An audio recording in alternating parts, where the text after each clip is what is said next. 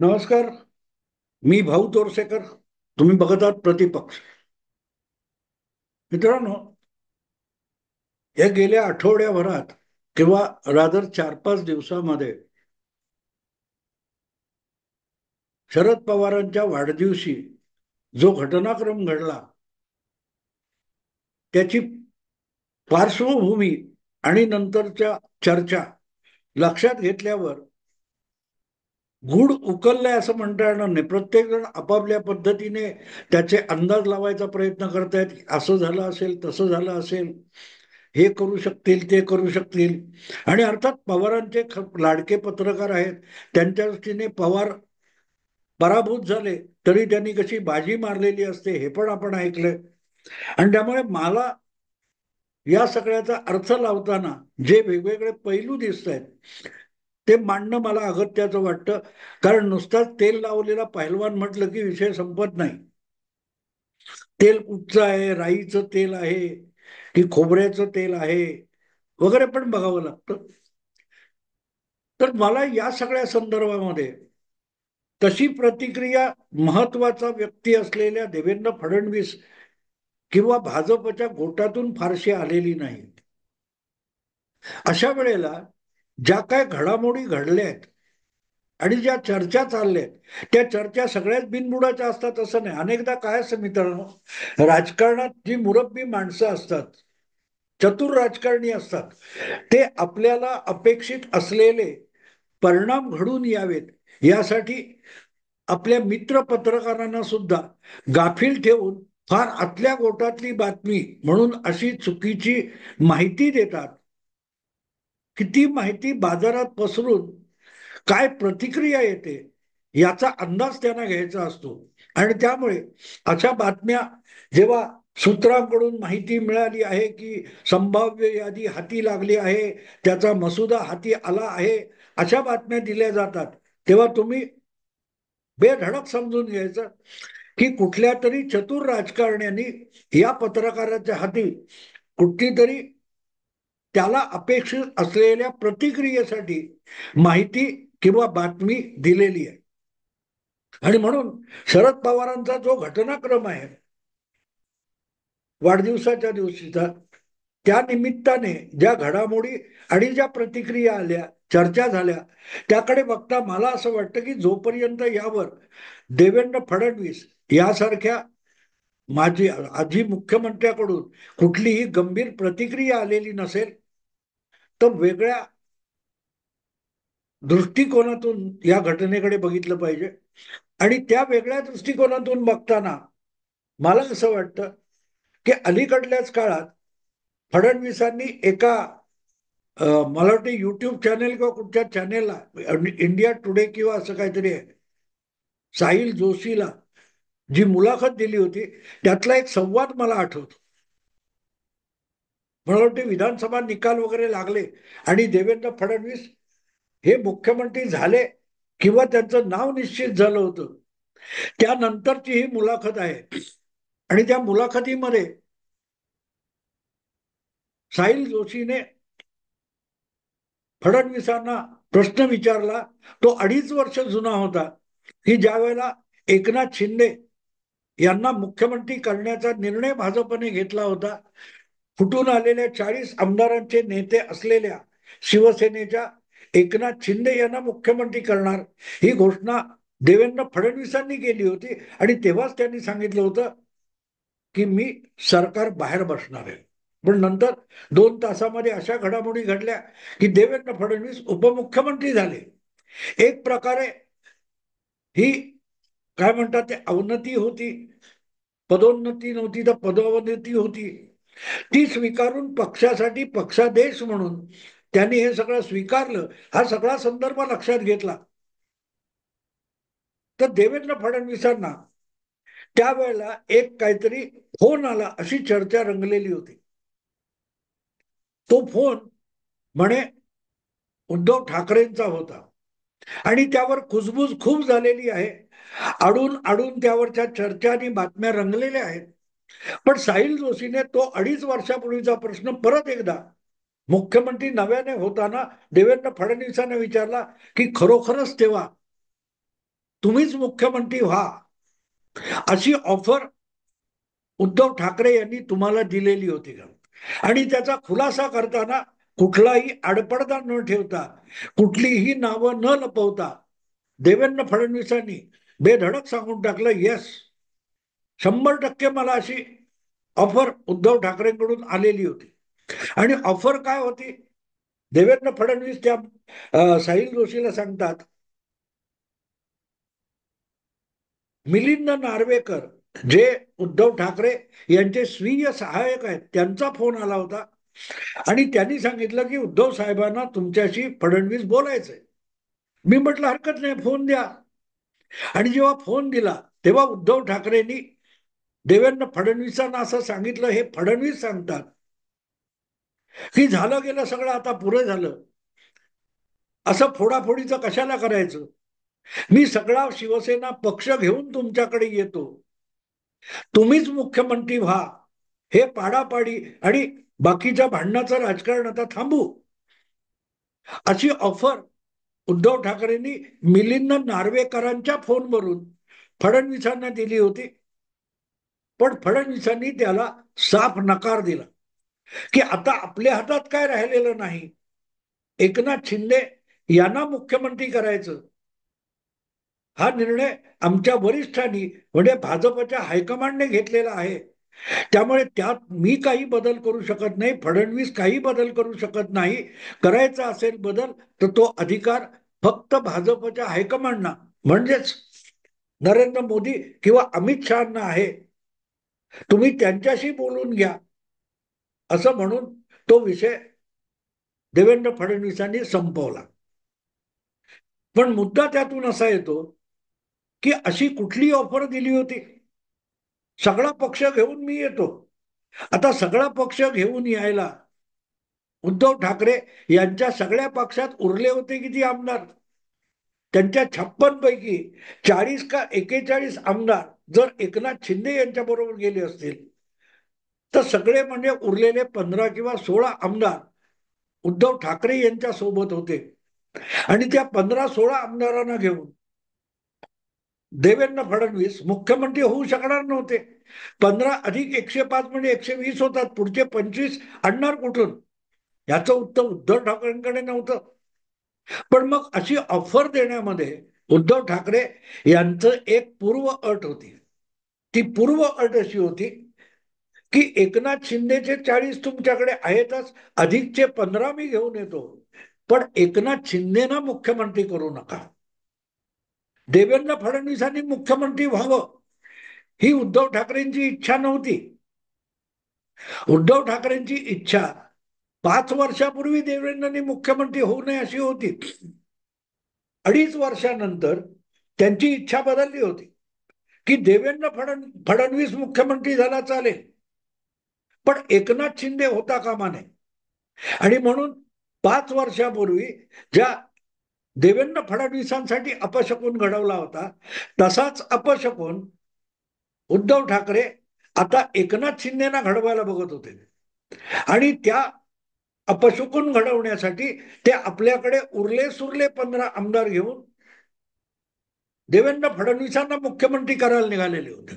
तेव्हा ऑफर समजून घेतली पाहिजे. ऑफर काय आहे? देवेंद्र फडणवीस तुम्ही मुख्यमंत्री व्हा, असं उदारतेने वगैरे उद्धव ठाकरे बोललेले नाहीत.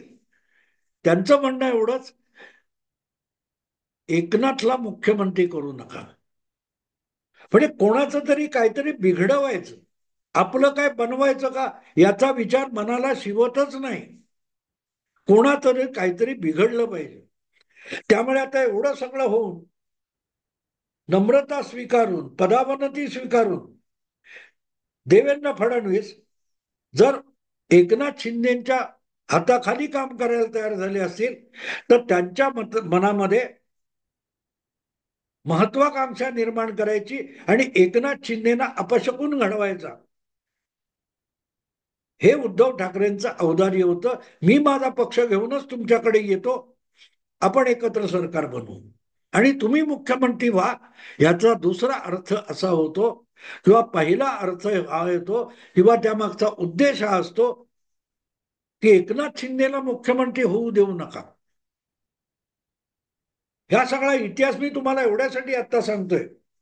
शरद पवारांच्या वाढदिवसाच्या घटनाक्रमाशी जेव्हा हा सगळा 2.5 वर्षापूर्वीचा पैलू आपण जोडून बघतो, तेव्हा मग शरद पवार वाढदिवसानिमित्त आपल्याला जे लोक भेटायला आले आणि आपण जी इव्हेंट केली त्यातून काय साधू बघतात याचा शोध घेता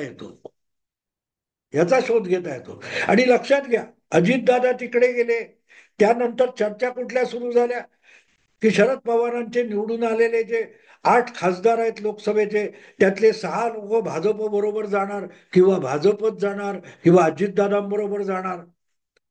त्यांचे निवडून आलेले 10 विधानसभेतले आमदार आहेत, ते आमदार बहुसंख्येने अजितदादांकडे जाणार किंवा भाजपत जाणार, या सगळ्या चर्चा सुरू झाल्या. आणि या सगळ्या चर्चा सुरू झाल्या आणि त्यानंतर अचानक खुद्द अमित शहा शरद पवारांना अभिष्ट चिंतन करायला त्यांच्या 6 जनपद या शासकीय निवासस्थानी दिल्लीत येऊन पोहोचले. तर तो सगळा घटनाक्रम 2.5 वर्षापूर्वीचा, एकनाथ शिंदे मुख्यमंत्री होण्याच्या 1 दिवस आधीचा, आणि आता शरद पवारांच्या वाढदिवसाचा 85व्या वाढदिवसाच्या दिवशीचा घटनाक्रम, हा एकमेकाशी ताडून बघितलं, त्यावरून होणाऱ्या चर्चा बघितल्या, तर एक लक्षात येतं की उद्धव ठाकरेंचा शरद पवार झालाय की शरद पवारांची अवस्था उद्धव ठाकरेंसारखी झाली आहे. लक्षात घ्या मित्र, लक्षात घ्या. आणि ही गंमत लक्षात घ्या, मी हे तुम्हाला का समजावतोय.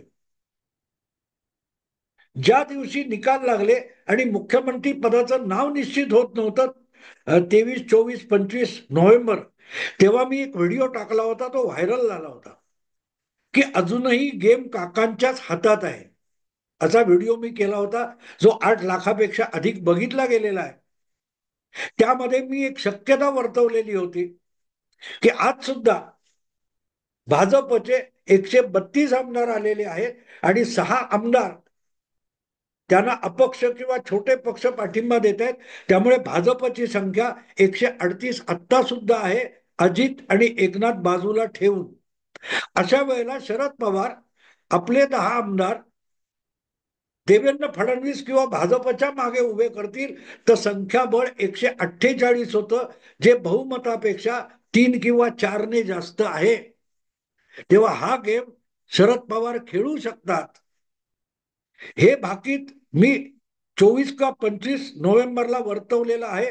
आज सुद्धा तो व्हिडिओ माझा काकांच्या हाती आज सुद्धा गेम आहे, या शीर्षकाचा व्हिडिओ आज सुद्धा माझ्या युट्यूब चॅनेलवर उपलब्ध आहे.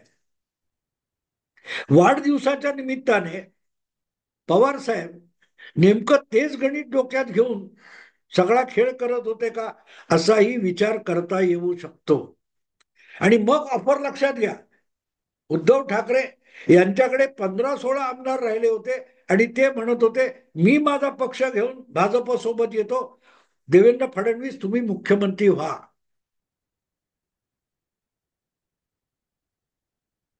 अजितदादांना आणि एकनाथ शिंदेना एकाच वेळी शह देण्यासाठी शरद पवार आपले 10 आमदार भाजपच्या सोबत पाठवण्याचा काही खेळ करण्याच्या तयारीत आहेत का, विचार करा.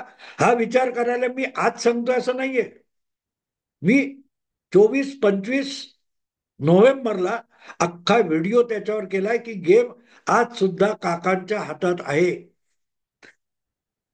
12 डिसेंबरला वाढदिवसानंतरच्या घटनाक्रम बघितल्यानंतर मला तो व्हिडिओ परत आठवला आणि माझ्या लक्षात आलं की जसा उद्धव ठाकरे 30 जून 2022ला एकनाथ शिंदेना अपशकुन करायचा प्रयत्न करत होते की देवेंद्र आता तुम्हीच मुख्यमंत्री व्हा, झालं गेलं विसरून जाऊ, मी सगळा पक्ष घेऊन येतो, काही तशा पद्धतीची ऑफर अजितदादांना अपशकुन करण्यासाठी काकांनी अमित शहाना दिली आहे का. कारण तेव्हा सुद्धा देवेंद्र फडणवीस आज सांगतात की तेव्हा सुद्धा मी उद्धव ठाकरेंना एवढंच म्हटलं की माझ्या हातात काही नाहीये, आमच्या वरिष्ठांशी भाजपच्या हायकमांडशी काय ते बोलून ठरवा. आणि म्हणून उद्धव ठाकरेंनी जे पाऊल टाकलं होतं त्याच्या पुढचं पाऊल शरद पवारांनी आपल्या वाढदिवशी टाकायचं ठरवलं किंवा टाकलं आणि थेट भाजपच्या वरिष्ठांना देवेंद्र फडणवीसांचं बहुमत पूर्ण करण्याची जबाबदारी माझी असं सांगण्यासाठीच अमित शहाशी संवाद साधायचा प्रयत्न वाढदिवसाचं निमित्त करून शरद पवारांनी केला का? विचार कर मित्र. आता प्रश्न असा येतो की तुलना करायची तर उद्धव ठाकरेंची शरद पवारांची तुलना करायची की शरद पवारांची उद्धव ठाकरेंशी तुलना करायची. एक आहे अपशकून दुसऱ्याला करणं, हा शरद पवारांचा स्वभाव आहे. आपलं काही उभारण्यापेक्षा दुसऱ्या कोणाची तरी काहीतरी नासाडी करणं हा शरद पवारांचा गेल्या अर्धशतकातला स्वभाव धर्म राहिलेला आहे. मग ते घरातले असोत, परिचयातले असोत, पक्षातले असोत, कोणाची ना कोणाची तरी काहीतरी नासाडी करणं हा शरद पवारांचा छंद राहिलेला आहे. त्यामुळे अजितदादांच्या बाबतीत बघितलं तर त्यांची नासाडी आता आणखी काय करता येणार नाही. त्या दिवशी शपथविधीच्या आदल्या दिवशी तुम्हाला आठवत असेल एकनाथ शिंदे, अजितदादा आणि देवेंद्र फडणवीस यांची एकत्र पत्रकार परिषद झाली.